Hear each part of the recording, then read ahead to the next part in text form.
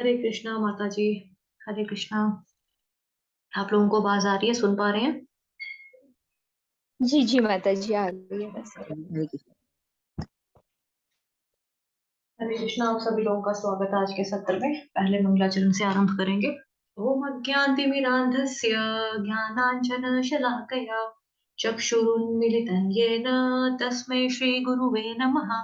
श्रीचैतन्यमनोभीष्टं स्थापितं येन भूतले स्वयं रूपः कदा मह्यं ददाति स्वपदान्तिकम्।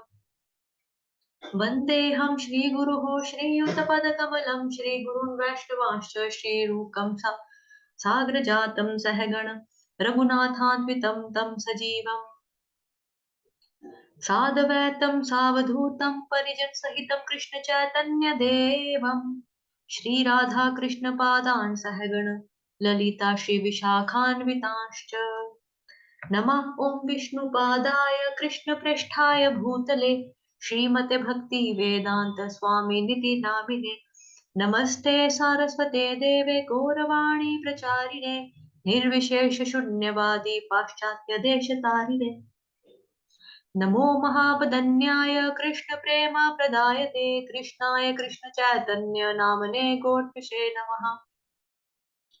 हे कृष्ण करुणा सिंधो दीनबंधो जगत्पते गोपेश गोपिका कांत श्री राधा कांत नमोस्तुते तप्त कांचन गौरांगी श्री राधे वृंदावनेश्वरी वृषभानुसुते देवी प्रणमामि हरिप्रिये वाञ्छाकल्पतरुभ्यश्च कृपा सिन्धुभ्य एव च पतितानां पावनेभ्यो वैष्णवेभ्यो नमो नमः। जय श्री कृष्ण चैतन्य प्रभु नित्यानंद श्री अद्वैत गदाधर श्रीवासादि गौर भक्त वृंद हरे कृष्ण कृष्ण कृष्ण हरे हरे हरे राम राम राम हरे हरे हरे कृष्ण कृष्ण कृष्ण हरे हरे हरे राम राम राम हरे हरे हरे कृष्ण कृष्ण कृष्ण हरे हरे हरे राम राम राम हरे हरे। हरे कृष्ण। आप सभी लोगों का स्वागत है आज के सेशन में। तो हम पढ़ रहे हैं कृष्ण लीला बुक। आज हम पेज नंबर 39 से स्टार्ट करने वाले हैं।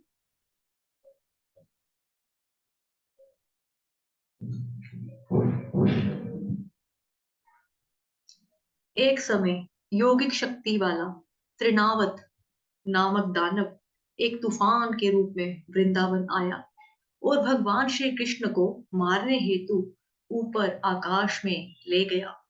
भगवान श्री कृष्ण ने अपने आप को इतना भारी कर दिया कि वह दानव उस दानव के नीचे गिरकर मृत्यु हो गई।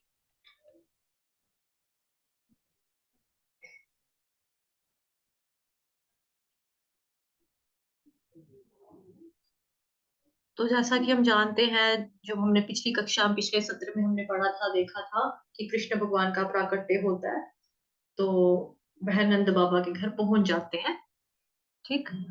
उसके बाद हम सभी जानते हैं कि कृष्ण भगवान को जो कंस मामा था वो अलग अलग तरह से प्रयत्न कर रहा था, प्रयास कर रहा था कि किस तरह से कृष्ण भगवान जी को मारा जाए।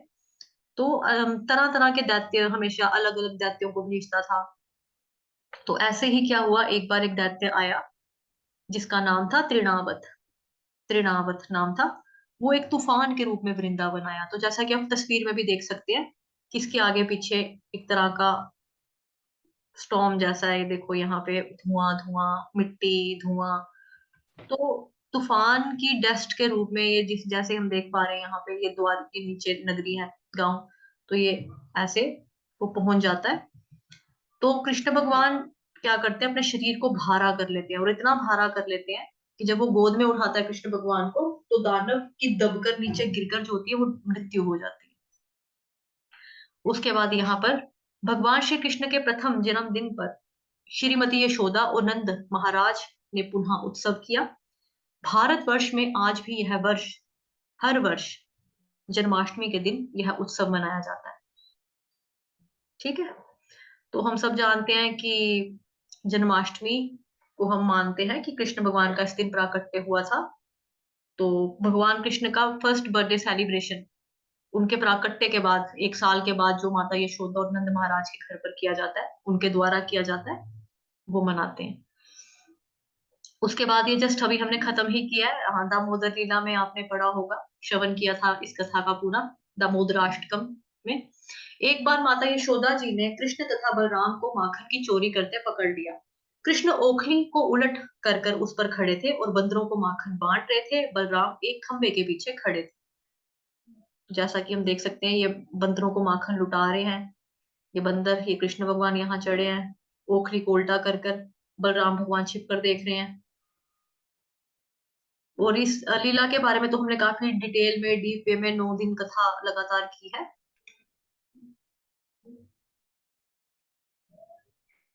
और ये भी, जिस तरह एक बालक सरलता से घास के तिनके को चीर देता है, उसी तरह भगवान श्री कृष्ण ने अपने मित्रों के समक्ष बगुले के रूप में आए और एक बगुले के रूप में आए हुए बकासुर राक्षस को उसकी चोंच से पकड़कर चीर दिया। तो ये जो राक्षस है, इसका नाम है बकासुर। ठीक है, ये पक्षी के रूप में आया। पक्षी भी कौन सा, अभी जस्ट हमने देखा यहाँ पर बगुला, ये लिखा है, बगुले के रूप में आया। समक्ष होता है सामने, ठीक है, एक बगुलों के रूप में आते हैं। तो कृष्ण भगवान क्या करते हैं, बकासुर राक्षस की चोंच पकड़कर उसको पूरा चीर देते हैं, फाड़ देते हैं ऐसे, मतलब दोनों चोंचों को पकड़ के, मतलब एक नीचे वाली अपर और लोअर को पकड़ के ऐसे करके पूरा चीर देते हैं भगवान। तस्वीरों के माध्यम से भी हम समझ सकते हैं, पढ़कर भी आसान भाषा टोटली जो हम देख सकते हैं। इसके बारे में भी हम सब जानते हैं, बहुत फेमस। भगवान श्री कृष्ण ने यमुना नदी के जल को विस्मय बनाने वाला कालिया नाग के मस्तक के ऊपर नृत्य किया। जब कालिया नाग कृष्ण को पराजित ना कर सका, तो उसे महसूस हुआ कि यह पूर्ण पुरुषोत्तम भगवान है, और तब वह भगवान की शरण में गया। तो जैसा कि हम जानते हैं, भगवान जी की बॉल गिरी थी, भगवान खेल रहे थे गेंद, गेंद के साथ बॉल जो होती है, बॉल के साथ खेल रहे थे, तो वो यमुना नदी में गिर जाती है। तो सभी बच्चे बोलते हैं भगवान जी को, आपने गिराई, आप ही लेकर आओ, आपने गिराई, आप हमेशा गिराते हो, आप ही लेकर आओ। तो फिर भगवान चले जाते हैं पानी में, तो वहां पे कालिया नाग होता है जो कि जहरीला होता है, मतलब विष भरा होता है उसमें।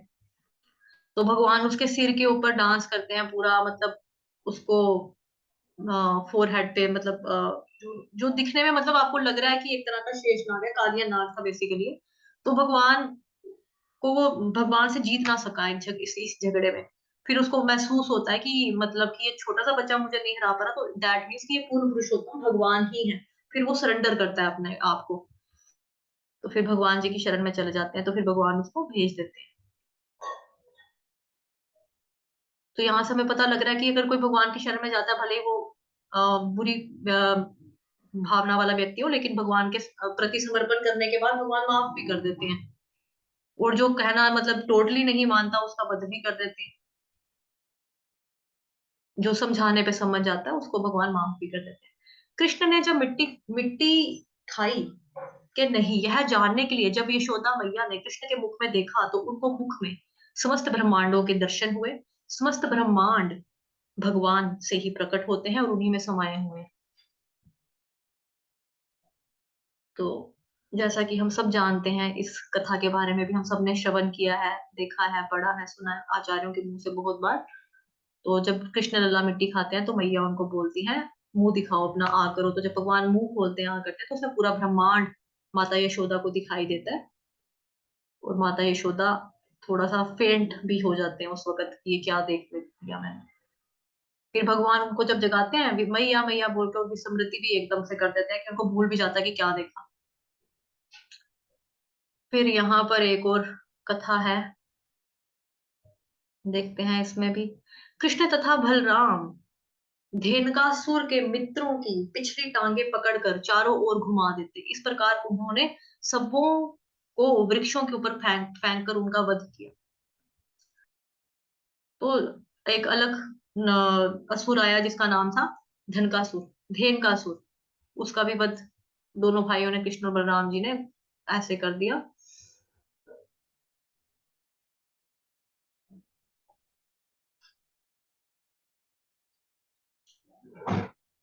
जिस प्रकार एक सामान्य मनुष्य अपनी पत्नी और बच्चों से प्रेम करता है, उसी प्रकार नारद जी ने द्वारिका में कृष्ण भगवान को अपने परिवार के साथ स्नेह करते हुए देखा।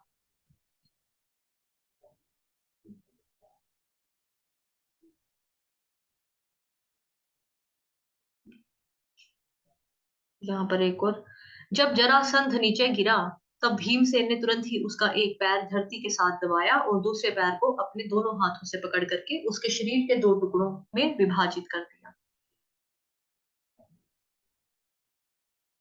कंस को श्री कृष्ण उसके आसन से घसीट कर मल्ल युद्ध के मंच पर ले आए और उन्हें नीचे फेंक दिया। तत्क्षण ही कृष्ण उनकी छाती पर चढ़ बैठे और बारंबार उस पर प्रहार करने लगे। केवल एक मुष्टि प्रहार से ही कंस ने प्राण त्याग दिए। तो मुष्टि का मतलब होता है मुक्का, जिसको घूसा भी कहते हैं, पंच मारना इंग्लिश में। तो एक मुक्के से ही भगवान जी ने कंस का उद्धार कर दिया, मतलब ठीक है। ये आसन पे, ये आसन है, गद्दी दिखाई दे रही है कंस मामा की, तो यहाँ से उसको घसीट कर लाया नीचे, मुक्के से भगवान जी ने उसको मार दिया, कंस ने प्राण त्याग दिए। राजा युधिष्ठिर के राजसूय यज्ञ में पूर्ण पुरुषोत्तम भगवान श्री कृष्ण को अग्नि पूजा का स्थान दिया गया। भगवान श्री कृष्ण ने अपने ब्राह्मण मित्र सुदामा को अपने आसन पर बिठाया और स्वयं उसका सुयोग्य अतिथि सत्कार करते हुए उनके चरण धोए और उनके लिए फल तथा शरबत लाए।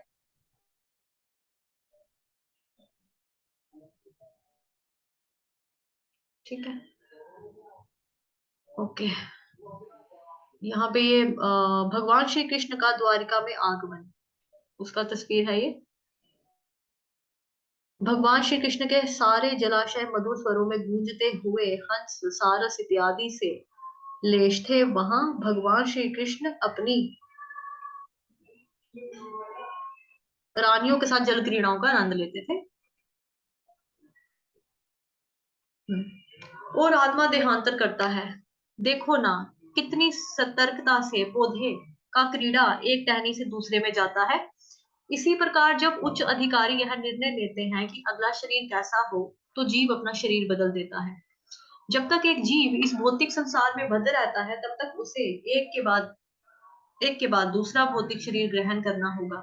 उसे अगला शरीर उसके इस जीवन के कर्मों तथा उनके फलों के अनुसार प्रकृति के नियमों द्वारा प्रदत्त होता है। यह शरीर स्वप्नों में देखे जाने वाले शरीरों में से किसी एक के ही समान होता है। सोते समय स्वप्न में हम अपनी मानसिक सृष्टि के अनुसार अनेक शरीरों की रचना करते रहते हैं। हम पहले से स्वर्ण देखे रहते हैं और पर्वत भी, अतः स्वप्न में भी हम इन दोनों विचारों को मिलाकर स्वर्णिम पर्वत देख सकते हैं। कभी कभी अपने में हम अपने शरीर को उड़ता हुआ देखते हैं और उस समय हम अपने वर्तमान शरीर को बिल्कुल भूल जाते हैं। इसी प्रकार ये शरीर बदलते रहते हैं। जब तुम्हें कोई शरीर मिलता है, तो तुम विगत शरीर को भूल जाते हो। स्वप्न में हम ना जाने कितने नए प्रकार के शरीरों के साथ संपर्क कर सकते हैं, किंतु जगने पर हम उन सबको भूल जाते हैं। ये भौतिक शरीर वास्तव में हमारी मानसिक क्रियाशीलता की रचनाएं हैं, किंतु इस समय हम अपने विगत शरीरों का स्मरण नहीं कर पाते। मन बड़ा ही चंचल है। कभी यह कुछ स्वीकार करता है, तुरंत उसी वस्तु को अस्वीकार कर देता है। इंद्रिय तृप्ति के 5 विषयों, रूप, रस, गंध, स्पर्श, शब्द के संपर्क से ही मन स्वीकार और अस्वीकार करता रहता है। चिंतनशील विधि द्वारा मन इंद्रिय तृप्ति के विषयों के संपर्क में आता है और जीव इच्छा अनुसार विशेष प्रकार का शरीर प्राप्त करता है। इस प्रकार शरीर भौतिक प्रकृति के नियमों द्वारा प्रदत्त एक उपहार है। जीव शरीर ग्रहण करके अपने शरीर की रचना के अनुसार इस जगत में सुख भोगने या दुख सहने के लिए फिर से आता है। किसी विशेष शरीर के बिना हम विगत जीवन से प्राप्त मानसिक दशा के अनुसार सुख या दुख का अनुभव नहीं कर सकते। हमें विशेष प्रकार का जो शरीर मिलता है वह मृत्यु के समय हमारी मानसिक दशा के अनुसार ही मिलता है। सूर्य, चंद्र या नक्षत्र जैसे प्रकाशमान लोकों का प्रतिबिंब जल, तेल या घी जैसे विभिन्न प्रकार के आगारों में पड़ता है। यह प्रतिबिंब मात्र यह प्रतिबिंब पात्र की गति के ही अनुसार हिलता डुलता है। चंद्रमा का प्रतिबिंब जल पर पड़ता है और जल के हिलने से चंद्रमा भी हिलता प्रतीत होता है, लेकिन वास्तव में चंद्रमा हिलता नहीं है। इसी प्रकार मानसिक कल्पना यानी कि मनोधर्म से जीव विभिन्न प्रकार के शरीर ग्रहण करता है। यद्यपि उसका इन शरीरों से कोई संबंध नहीं होता, किंतु माया के प्रभाव से मोहित होने के कारण जीव सोचता है कि उसका संबंध एक विशेष प्रकार के शरीर से है। बद्ध जीवों की यही जीवन शैली है। मान लो कि कोई जीव इस समय मनुष्य शरीर को प्राप्त है। वह सोचता है कि वह किसी मानव समुदाय या किसी विशेष देश या विशिष्ट स्थान से संबंधित है।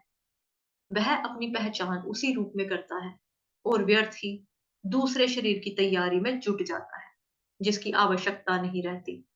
ऐसी इच्छाएं तथा मानसिक कल्पनाएं विभिन्न प्रकार के शरीर के कारण हैं। भौतिक प्रकृति का आच्छादक प्रभाव इतना प्रबल होता है कि जैसे जीव को जैसा भी शरीर मिलता है वह उसी में प्रसन्न रहता है और अत्यंत प्रसन्नता पूर्वक उस शरीर से अपनी पहचान करने लगता है। अतः मेरी प्रार्थना है कि तुम अपने मन तथा शरीर के आदेशों से अभिभूत ना हो। इस तरह वासुदेव ने कंस से प्रार्थना की कि वह अपनी नवविवाहिता बहन से द्वेष ना करे। किसी को दूसरे से द्वेष नहीं करना चाहिए, क्योंकि द्वेष ही इस लोक में तथा परलोक में जब वह यमराज यानी कि मृत्यु के पश्चात दंड देने वाले राजा के समक्ष होगा, भय का कारण बनता है। वासुदेव ने देवकी की ओर से कंस के अनुनय विनय की कि वह उसकी छोटी बहन है। उन्होंने विवाह की शुभ घड़ी का स्मरण कराकर भी अनुरोध किया। छोटी बहन या भाई की रक्षा अपनी संतान की तरह ही की जानी चाहिए। वासुदेव ने तर्क किया, कुल मिलाकर स्थिति अत्यंत गंभीर है कि यदि तुम उसे मारते हो तो इससे तुम्हारे यश की हानि होगी। इस प्रकार वासुदेव ने सदुपदेश द्वारा तथा दार्शनिक तर्क वितर्क द्वारा कंस को शांत करने का प्रयास किया, किंतु वह शांत नहीं हुआ, क्योंकि उसकी संगति असुरों से थी। अपनी आसुरी संगति के कारण राजसी उच्च कुल में जन्म लेकर भी वह असुर ही बना रहा।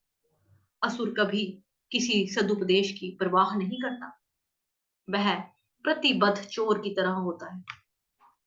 भले ही कोई कितना ही नैतिक उपदेश क्यों ना दे, उस पर कोई प्रभाव नहीं पड़ता। इस प्रकार जो लोग स्वभाव से आसुरी या नास्तिक होते हैं, वे मुश्किल से ही किसी सदुपदेश को ग्रहण करते हैं, चाहे उपदेश कितना ही प्रमाणिक क्यों ना हो। देवता में तथा असुर में यही अंतर है। जो लोग सदुपदेश ग्रहण करके उसके अनुसार जीवन बिताने का प्रयास करते हैं, वह देवता कहलाते हैं, और जो ऐसे सदुपदेश को ग्रहण करने में अक्षम होते हैं, वह असुर कहलाते हैं। हरे कृष्णा। तो जैसा कि हम लोगों ने देखा था परसों वाले लेक्चर में भी, कि हमने जहां तक पढ़ा था कि ये जब कंस मामा, ठीक है, जो कंस होता है वो अपनी बहन और जीजाजी यानी कि देवकी माता और वासुदेव जी का रथ जो होता है वो हाँक कर ले जा रहा होता है, क्योंकि उनकी डोली जा रही होती है, मतलब कि शादी होती है, तो नवविवाहिता होती है वो, तो उनकी डोली लेकर कंस जा रहा होता है। तो वहां से भविष्यवाणी होती है कि देवकी माता का 8वां पुत्र तुम्हारा वध करेगा। तो कंस जो होता है वो एकदम से बदल जाता है और फटाफट मतलब तलवार निकाल लेता है अपनी बहन को मारने के लिए। तो जो वासुदेव होते हैं उनको समझाने का, शांत करने का प्रयास करते हैं। वो धार्मिक तर्क देते हैं, दार्शनिक तर्क भी तर्क देते हैं, उनको सदुपदेश देते हैं। उनके द्वारा कंस मामा को शांत करने का बहुत कोशिश करते हैं, लेकिन वो शांत नहीं होता। अब वो शांत क्यों नहीं होता, यहाँ पे उसका रीजन भी बताया है। उसकी संगति जो थी ना, आसुरों से थी, असुरों से थी। तो यहाँ पे हमें ये चीज सीखने को मिलती है कि a man is known by company he keeps. जैसे कि इंग्लिश में कहावतें बनी हुई हैं कि खरबूजे को देख के खरबूजा रंग बदलता है, मित्र मतलब जैसी हमारी कंपनी होती है, हमारी पहचान भी वैसी ही होती है समाज में। तो जैसी संगत वैसी रंगत, ये जितनी भी कहावतें हैं बनाई हुई, हमारा हमारी संगत के ऊपर, हमारी फ्रेंडशिप का जो होता है वो बिल्कुल बहुत बहुत असर पड़ता है हमारे चरित्र के ऊपर, आचरण के ऊपर, हमारी सोच के ऊपर, है ना? हमारी बुद्धि वैसी ही हो जाती है जैसे हमारे फ्रेंड्स होते हैं, क्योंकि उसकी संगति असुरों से थी। अपनी आसुरी संगति के कारण राजसी उच्च कुल में जन्म लेकर भी वह असुर बना रहा। हालांकि जो कंस के जो पिता थे वो अच्छे थे काफी। अब कंस का जो कुल है वो भी बता रहे हैं राजसी, मतलब कि राजा वाला उच्च कुल। उच्च कुल में जन्म लेकर भी वो क्या बना रहा? असुर ही बना रहा। असुर कभी भी किसी सदुपदेश की परवाह नहीं करता। उनको जितना मर्जी मॉरल एजुकेशन बता दो, आप सुना दो, सिखा दो, ये अच्छा है, ये बुरा है, जितना मर्जी आप उनको नैतिक उपदेश क्यों ना दे दे, उसको कोई फर्क नहीं पड़ेगा, कोई प्रभाव नहीं पड़ेगा। इस प्रकार जो लोग स्वभाव से आसुरी या नास्तिक होते हैं, वे मुश्किल से ही किसी सदुपदेश को ग्रहण करते हैं। तो श्रीमद् भगवत गीता जो है उसका 16th चैप्टर जो है, 16वां अध्याय, तो उसमें उसका नाम यही है देवासुर संपद विभाग योग, जिसमें कृष्ण भगवान जो है पहले से लेके जो 3 श्लोक होते हैं, जो प्रथम 3 श्लोक है, उसमें भगवान दिव्य गुण के बारे में चर्चा करते हैं, यानी कि अ, दैवी गुण के बारे में, दिव्य गुण के बारे में, जो लोग देवता कहलाते हैं उनके जो गुण होते हैं वो किस तरह के होते हैं, पहले 3 श्लोक में भगवान उसकी चर्चा करते हैं। बाकी जो पूरा चैप्टर है वो पूरा का पूरा है कि मतलब आसुरी लोग कैसे होते हैं, उनकी सोच क्या होती है, मतलब सब बताते हैं भगवान उसमें। तो पूरा अध्याय जो है वो उसी में है। तो अगर हमारा अभी क्या है कि हम लोग जैसे प्रैक्टिस कर रहे हैं, है ना, और अध्यात्म की, कृष्ण भगवान की भक्ति कर रहे हैं, माला का जाप कर रहे हैं, कीर्तन भी करते हैं, हम इधर पढ़ने भी आते हैं, भगवत गीता भी हम पढ़ते हैं, श्लोक भी कंठस्थ कर रहे हैं, भागवतम का भी 10वां स्कंध है ये, कृष्ण लीला बुक, जिसका हम श्रवण कर रहे हैं, पढ़ रहे हैं। तो ऐसे ही श्रीमद् भगवत गीता को हम जीवन में उतारने का प्रयास कर रहे हैं, तो आप सभी लोग जो हैं वो देख सकते हैं कि जो 16वां अध्याय है वो एक तरह का चेक लिस्ट भगवान ने दिया है। हम देख सकते हैं कि क्या हमारे अंदर वो वाले गुण हैं या दोष हैं, हमारे अंदर क्या है क्या नहीं है, हमारे अंदर कौन सा गुण जो है वो दैवी है। होता है, हम सब में होता है, सब में होता है, दैवी गुण भी होता है, आसुरी गुण भी होते हैं, लेकिन हमारे में क्या होता है कि हमारे में टेम्पररी बेसिस पे आते हैं। जैसे भगवान पहला श्लोक में बताते हैं, श्री भगवान उवाच अभयम सत्व संशुद्धिर ज्ञान योग व्यवस्थितिः दानंतमश्च यज्ञश्च स्वाध्यायस्तप आर्जवम। अब भगवान ने यहाँ पे जो गुण बताया है कि अभयम, अभयम का मतलब जो डरता नहीं है।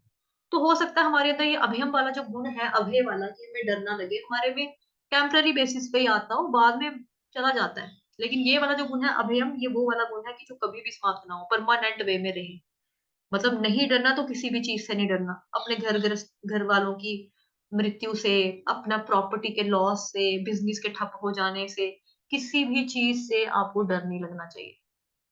आज वो इंसान मुझसे प्रेम करता है, बहुत ज्यादा करता है, कल उसने धोखा देकर, कल उसको कोई और पसंद आ गया, कल वो निकल गया, तो इस तरह के छोटे मोटे डर जो होते हैं हमारे दिल में बहुत सारे होते हैं। तो भगवान कहते हैं अभयम, जो पहला शब्द जो भगवान ने दिया है इस अध्याय का, अभयम, की मतलब डरना बिल्कुल भी नहीं, किसी भी कंडीशन में भी, किसी भी सिचुएशन में नहीं है। सत्व संशुद्धि, जो हमेशा सत्य बोलता है, हमेशा सत्य के ऊपर टिका रहता है। तो हम लोग सत्य भी बोलते हैं, बीच में हमको कई बार जब झूठ बोलते हैं फिर अपने आप को कहते हैं किसी के भले के लिए झूठ बोला हो, तो भगवान कहते हैं वो झूठ झूठ नहीं होता। तो ऐसी ही मतलब हमारे अंदर कुछ चीजें आती हैं। फिर भगवान तेज क्षमा धृति शौचम, क्षमा करने का दान भी होना चाहिए इंसान के पास। ये नहीं कि किसी ने बोला बदला ही बदला लेना है, एक ने थप्पड़ मारा दूसरे ने मारना ही मारना है। तो मतलब वो भी देखना चाहिए कि हाँ, हमारे अंदर क्षमा करने का दान जो है, हम क्षमा दान देते हैं, किसी को माफ करते हैं। कई बार ये होता है कि हमसे कोई गलती होती है, हम फटाफट सॉरी बोलते हैं और एक्सपेक्ट करते हैं कि हम फटाफट माफी मांगिए तो हमको माफी मिल भी जाए। लेकिन जब कोई दूसरा गलती करता है, कोई हमें सॉरी बोलता है, तो हम कहते हैं यार ये बड़ा ही गंदा इंसान है, ये तो बड़ा ही गलत आदमी, इसको तो मैंने माफ कर ही नहीं सकता, कभी भी नहीं करूंगा, कभी भी नहीं करूंगा। तो क्या हमारे अंदर ये वाली क्वालिटी है? तो पहले जो 3 श्लोकास हैं भगवान उसमें गुण बताते हैं। तो ये एक तरह का चेकलिस्ट है जो हम देख सकते हैं। उसके बाद भगवान इसी तरह से आसुरी गुण भी बताते हैं कि देवी गुण वाले का गंतव्य क्या होता है, आसुरी गुण वाले का गंतव्य क्या होता है। तो भगवान जो है वो बता देते हैं कि जो 16वें अध्याय का 5वां श्लोक है उसमें भगवान बताते हैं, दैवी संपद विमोक्षाय निबंधायासुरी मता मा शुच संपदन दैवी अभिजातोसि पांडव। यहाँ भगवान कहते हैं दैवी संपद विमोक्षाय, जो दैवी गुण है ना, वो बेसिकली कौन से हैं? संपद विमोक्षाय, वो मोक्ष देने वाला है, दैवी गुण मोक्ष देने वाला है। ठीक, आसुरी गुण निबंधाय आसुरी मता, आसुरी गुण बंधनकारी बने। मां शुच संपदन दैवीम अभिजातोसि पांडवा, यहाँ भगवान अर्जुन को कह रहे हैं डोंट वरी अर्जुन, तुम्हें चिंता करने की जरूरत नहीं है, क्योंकि तुम जो हो ना दैवी गुण के साथ पैदा हुए हो, तुमको टेंशन लेने की जरूरत नहीं है, तुम्हारे गुण सही है सारे। और अर्जुन जो है उसके अंदर ये सारे के सारे 26 गुण बताते हैं भगवान पहले 3 श्लोक में, 16 से लेके मतलब 16वें का जो पहला श्लोक से लेके 3 श्लोक तक भगवान जो है 26 क्वालिटीज 26 गुण बताते हैं दैवीय गुण, जो अर्जुन में पूर्ण रूप से मौजूद है और परमानेंट है, मतलब कि उसके ऊपर नीचे नहीं होते हैं, उसमें हमेशा रहते हैं। लेकिन हम लोगों में अगर गुण आता भी है ना तो आता है फिर जाता है, आता है फिर जाता है, हमारा ऐसा हो जाता है। फिर भगवान 16वें अध्याय के 7वां श्लोक जो है 7वां श्लोक, उसमें भगवान बताते हैं प्रवृत्तै च निवृत्तै च जनाना विदुरासुराः न शौचन्नापि चाचारो न सत्यं तेषु विद्यते, कि आसुरी लोगों को पता ही नहीं होता कि क्या करना चाहिए क्या नहीं करना चाहिए, उनके अंदर कोई पवित्रता नहीं होती, ना शौचन, शौचन का मतलब उनको कोई पवित्रता नहीं होती उनमें, नापि चाचारो, उनका कोई उचित आचरण नहीं होता, ना सत्यंतेषु विद्यते, ना ही वो सत्यता होती है उनके अंदर। और वो दुनिया के बारे में क्या सोचते हैं वो भगवान अगले श्लोक में बताते हैं, असत्यम प्रतिष्ठन्ते जगदाहुरनीश्वरम अपरस्पर संभूतं किमन्यत् काम हेतुकम। तो 8वें श्लोक में भगवान 5 पॉइंट्स मेन बताते हैं हमको कि ये जो आसुरी लोग होते हैं इनकी संसार के बारे में ये क्या सोचते हैं और ये क्या निष्कर्ष निकालते हैं, क्या निर्णय लेते हैं, तो 5 पॉइंट्स में भगवान बताते हैं। पहला पॉइंट जो भगवान बताते हैं वो बोलते हैं असत्यम, असत्य मतलब कि ये बोलते हैं संसार जो है ना ये मिथ्या है, ये मिथ्या है, ये झूठ है, सब कुछ ऐसे ही है। प्रतिष्ठम का मतलब होता है कि ये बेसलेस है। थर्ड पॉइंट बताते हैं जगदाहुरनीश्वरम, जगत मतलब संसार, ठीक है। हुरनीश्वरम, अनीश्वरम मतलब भगवान के कंट्रोल में ही नहीं है, अनीश्वरम भगवान के कंट्रोल में नहीं है संसार, तो ये है ही नहीं। जो चीज का हम क्या कहते हैं भौतिक जगत में भी हम लोग क्या कहते हैं, भगवान की मर्जी के बिना एक पत्ता भी नहीं हिलता, तो दैट मीन्स कि भगवान के ही कंट्रोल में है। लेकिन आसुरी गुण वाले जो होते हैं उसका अपोजिट बोलते हैं कि भगवान के कंट्रोल में नहीं है कुछ भी, ठीक। उसके बाद भगवान बताते हैं अपरस्पर संभूतम, इसका मतलब होता है विदाउट एनी रीजन संसार बन गया, ये कौन बोलते हैं? आसुरी गुण वाले लोग बोलते हैं, फालतू में ये जो है क्रिएशन हुई हुई है सारी संसार की है वही है। पांचवा जो है वो बोलते हैं कि मन्य काम हेतुकम, मतलब काम की इच्छा से उत्पन्न हुआ है ये संसार। और इनकी सोच क्या होती है, ये चाहते क्या है?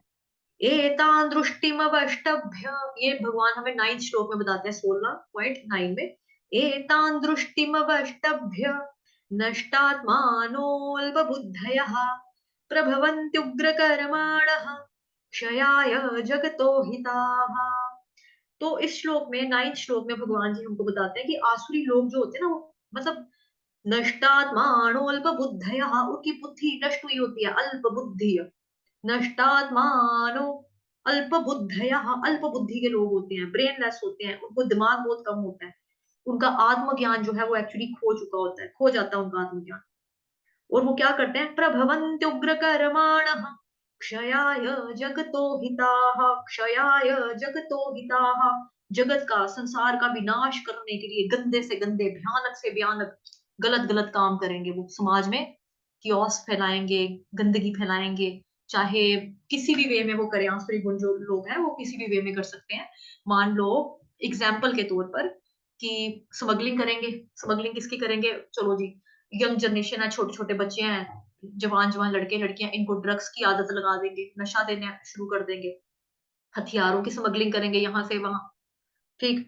उसके बाद लड़कियों के रेप करेंगे, किसी को गोली मार देंगे, कहीं पे बम फाड़ देंगे। तो इनका क्या मतलब है? क्षयाय जगतो हिता, संसार को खत्म कैसे करें, उसको खत्म करने के लिए भयानक से भयानक कुकर्म करेंगे, गलत गलत गंदे गंदे काम करेंगे। और इस चैप्टर में मतलब बेसिकली जो है 16वें अध्याय में आप पूरा का पूरा चेक लिस्ट है, ये हम लोगों के लिए है। भगवान मतलब हम देखना चाहे तो देख सकते हैं कि हमारे अंदर क्या गुण है, क्या अवगुण है, कौन से हमारे अंदर आसुरी गुण है, कौन से हमारे अंदर जो है वो दैवीय गुण है। दैवीय गुण जो है अगर वो है भी है तो उसको वो क्या, वो दैवीय गुण परमानेंट रहते हैं या उस समय के अनुसार ऊपर नीचे हो जाते हैं? कहाँ झूठ बोलना है, कहाँ कहाँ कहाँ सच बोलना वहां बोल देंगे, ये मेरे मम्मी पापा इनके साथ मैं सेफ हूँ, यहाँ पे मैं सच बोल दूंगा। वो नहीं यार, वो मेरे मोहल्ले वाले, वो मेरे बारे में मेरी इमेज ना हो जाएगी, यहाँ पे मैं झूठ बोल दूंगा। क्या हम ऐसा तो नहीं करते हैं? हम मतलब कि डुअल पर्सनैलिटी वाले लोग तो नहीं है कि मतलब कि ऊपर से अच्छे बने अंदर से हम गलत बने। तो ये हमारे लिए पूरी की पूरी चेकलिस्ट है बेसिकली। 16वां अध्याय जो है बहुत इंपॉर्टेंट चैप्टर है ये, जिसमें भगवान बताते हैं हमें, पहले 3 श्लोकास में बताते हैं भगवान 26 गुण, उसको चेक करो कि आपके अंदर है कि नहीं। बाकी वाले में भगवान बताते हैं कि आसुरी गुण क्या है, उसको चेक करो कि वो है कि नहीं। अगर आसुरी गुण भी हमारे अंदर होते हैं, ठीक है, जैसे कि आशापाशशतैर्बद्धाः कामक्रोधपरायणाः इहन्ते कामभोगार्थम् अन्यायेनार्थसंचयान्। ये 16.12वां श्लोक है। तो 12वां श्लोक में, क्योंकि यहाँ पे मेन चीज क्या है, काम क्रोध। काम क्रोध लोग जो है ये ऑलमोस्ट लोगों को आजकल की डेट में है। लेकिन लोभ भी है, तो लोभ किस चीज का है? अगर तो वो लोभ आपको भक्ति का है कि नहीं, हमने इतने से इतना माला करनी करनी है, मैंने बुक रीडिंग करनी करनी, मेरी कोई क्लास मिस ना हो, मैंने श्लोकास भी याद करने कंठस्थ करने हैं, तो ये अच्छा वाला है, ये अच्छा वाला है। लेकिन अगर पैसे का लालच है, दूसरे की प्रॉपर्टी मेरी किस तरह हो जाए, उसका मैं कैसे गला रेत दूं, कैसे मैं अमीर बन जाऊं, अगर ये चीजें हैं तो फिर तो बहुत ही गंदी वाली बातें हैं। काम क्रोध, क्रोध सबको आता है, ठीक है, लेकिन क्रोध का इस्तेमाल आप कहाँ पर कर रहे हो, वो चीज बहुत इंपॉर्टेंट हो जाती है आपके लिए। अगर तो आपको क्रोध एवे ही आ रहा है कि मतलब कि आपका ना किसी चीज के ऊपर हक है, ना अगर ना ही आपका उस चीज से कोई लेन देन, आप फालतू में ही अपनी कसूरी डाल के बैठ गए हो जी, कहीं की बात हो रही है, आपने लड़ाई अपनी फालतू की लगा दी है, फालतू में आप गुस्सा कर रहे हो, फालतू में आप किसी के साथ झगड़ा कर रहे हो, उसको ह्यूमिलेट कर रहे हो, फालतू में डोमिनेट कर रहे हो, तो वो क्रोध वाला जो है वो गलत है। लेकिन अगर आप किसी के भले के लिए क्रोध कर रहे हो, अगर आपके घर में एक छोटा बच्चा, आप उसको पढ़ा रहे हो, नहीं पढ़ रहा, आप उसको गुस्से से पढ़ा रहे हो, डांट रहे हो, तो वो क्रोध उसके लिए ठीक है, क्योंकि अब एक छोटे बच्चे को तो अपना समझ में नहीं होता ना। कई बार प्रश्न आते हैं हमारे पास कि आप बोलते हो कि क्रोध नहीं करना चाहिए, मेरा बच्चा है वो टोटली नहीं पढ़ता, बिना मार खाए नहीं, थप्पड़ लगा कर नहीं पढ़ता, उसको अगर रोक नहीं देंगे, डांटेंगे नहीं तो टोटली नहीं पढ़ेगा, तो वो तो बच्चे की वेल विश के लिए है, मतलब कि उसकी एक अच्छी चीज के लिए करना, डांटना जो है वो क्रोध में नहीं आता। किसी को सिखाना भी पड़े, अगर कई बार होता है कि अब जो बच्चे होते हैं वो अगर प्यार से नहीं माने तो थोड़ा सा उनको डांटना भी जरूरी होता है, डिसिप्लिन करने के लिए या उनको सिखाने के लिए। वो वाला क्रोध यहाँ पे नहीं है, ये क्रोध है दूसरे वाला, मतलब कि एवे ही अगर करना है फालतू, काम की इच्छा, अगर बहुत ज्यादा लालच चढ़ा हुआ है बहुत ज्यादा, तो वो चीजें गलत है। किसी को दुश्मन मान लेना, दुश्मन मान के हत्या कर लेनी, ये चीजें क्रोध वाली अगर आप कर रहे हो तो ये गलत है, ये डर्टी है पूरा का पूरा, तो ये आसुरी गुण के अंदर आएगा। तो उसी तरह से भगवान ने हमें श्लोक दिए हैं यहाँ पे, 16वां अध्याय जो पूरा का पूरा है, वो उसमें 24 श्लोक है हमारे, तो आप पूरा चेकलिस्ट है उसमें, आप देख सकते हो अपने आप को चेक करने के लिए कि हमारे अंदर कौन सा गुण है, कौन सी बुरी चीज है, वो हम देख सकते हैं। ठीक है, थोड़ा सा हमारा ये भी हो गया। बाकी आसुरी लोगों को जितना मर्जी सदुपदेश दे दो, वो ग्रहण करने में अक्षम होते हैं, उनको कैपेबिलिटी नहीं होती, जैसे अभी दिमाग नहीं ना है, नष्टात्मान अल्प बुद्धया, हाँ ब्रेनलेस है ना वो, उसको जितना मर्जी समझा लो, भैंस के आगे बीन बजाना, वे देवता कहलाते हैं। और जो ऐसे सदुपदेश को ग्रहण करने में अक्षम होते हैं वह असुर कहलाते हैं। आपने किसी को बात समझाई, उसको समझ में आ गई, किसी के अंदर थोड़ी बहुत क्वालिटी थी, आपने सोचा कि नहीं इसको समझाएंगे इसको समझ में आ जाएगा, आपने समझाया वो समझ गया, दैवी गुण है उसके अंदर। जो समझाने पे भी बार बार नहीं समझ रहा है, निष्ठात्मान और बुद्ध यहाँ फिर भी समझ नहीं आया, टस से मस नहीं हुआ, तो वो क्या है, वो कंस मामा था। तो कंस मामा का कहाँ गई हूँ? मुझे नहीं पता उसका, ठीक है ना, कंस मामा का, कि उसको कुछ नहीं पता था। फिर जब वासुदेव कंस को शांत करने में असफल रहे तो वह असमंजस में पड़ गए कि वे अपनी पत्नी देवकी की किस तरह रक्षा करें। संकट आसन्न होने पर संकट आसन्न होने पर बुद्धिमान व्यक्ति को चाहिए कि यथासंभव इस संकटमय स्थिति से बचने का प्रयास करें। किंतु यदि सारी बुद्धि लगाने पर भी वह विकट स्थिति को टालने में असफल रहे तो यह उसका दोष नहीं है। मनुष्य को चाहिए कि जहां तक हो सके अपना कर्तव्य निभाए, किंतु यदि उसका प्रयास विफल रहे तो इसमें उसका कोई दोष नहीं है। वासुदेव अपनी पत्नी के विषय में इस तरह सोचने लगे, इस समय तो मैं देवकी के प्राणों की रक्षा करूंगा, तत्पश्चात यदि हमारी संतानें हुई तो उन्हें बचाने का उपाय सोचूंगा। उन्होंने आगे सोचा, यदि भविष्य में मेरी कोई संतान होती है जो कंस को मार सके जैसा कि कंस सोचता है, तो देवकी तथा वह संतान दोनों ही बच जाएंगे, क्योंकि विधि का विधान अचिन्त्य है। किंतु इस समय तो किसी तरह मुझे देवकी के प्राणों की रक्षा करनी ही है। इसका कोई भरोसा नहीं कि जीव किस तरह किसी विशेष प्रकार के शरीर से संपर्क करे। ठीक वैसे ही जैसे कि दहकती हुई अग्नि का कोई भरोसा नहीं कि जंगल में वह किस प्रकार एक विशेष प्रकार के काष्ठ के संपर्क में आती है। जब जंगल में अग्नि यानी कि दाव अग्नि लगती है तो यह देखा जाता है कि दहकती अग्नि वायु के प्रभाव से एक वृक्ष को फलांग कर दूसरे को चपेट में ले लेती है। इसी तरह जीव अपने कर्तव्यों का पालन करने में चाहे कितना ही सतर्क क्यों ना रहे, तो भी उसके लिए यह जान पाना अत्यंत कठिन होता है कि अगले जीवन में उसे कैसा शरीर प्राप्त करने वाला है। महाराज भरत आत्म साक्षात्कार संबंधी अपना कर्तव्य अत्यंत श्रद्धा पूर्वक निभा रहे थे, किंतु संयोगवश उन्हें एक मृग के प्रति क्षणिक अनुराग उत्पन्न हो गया, जिससे वह अगले जन्म में मृग का शरीर उन्हें धारण करना पड़ा। यहीं तक रखेंगे हम। वैसे भी अब समय खत्म हो गया है, 1 ही मिनट बचा हुआ है। ठीक है, तो सभी लोग अपने आप को अनम्यूट करके 3 बारी हरे कृष्ण महामंत्र का जाप करें। ठीक है, अनम्यूट कीजिए। हरे कृष्ण हरे कृष्ण हरे कृष्णा हरे कृष्ण कृष्ण कृष्ण कृष्ण कृष्ण हरे हरे हरे हरे हरे राम हरे हरे राम हरे राम राम राम हरे हरे हरे हरे कृष्ण हरे हरे कृष्ण कृष्ण हरे कृष्ण कृष्ण कृष्ण हरे कृष्ण हरे हरे हरे हरे राम हरे राम राम राम हरे राम राम हरे राम कृष्ण राम हरे हरे कृष्ण हरे हरे कृष्ण कृष्ण कृष्ण हरे कृष्ण हरे हरे हरे कृष्ण हरे कृष्ण राम हरे हरे हरे राम राम राम हरे हरे राम बोल राम राम हरे हरि हरे बोल। राम राम हरे हरे। अगर किसी का कोई प्रश्न होगा तो वो मुझे व्हाट्सएप पे प्राइवेट मैसेज कर देना, तो मैं ग्रुप में उसका उत्तर डाल दूंगी। ठीक है जी, समय है नहीं है, नहीं तो मैं प्रश्न। हरे कृष्ण माता जी ये कृष्ण लीला का PDF आप भेज सकते हो क्या? हाँ, भेज दूंगी।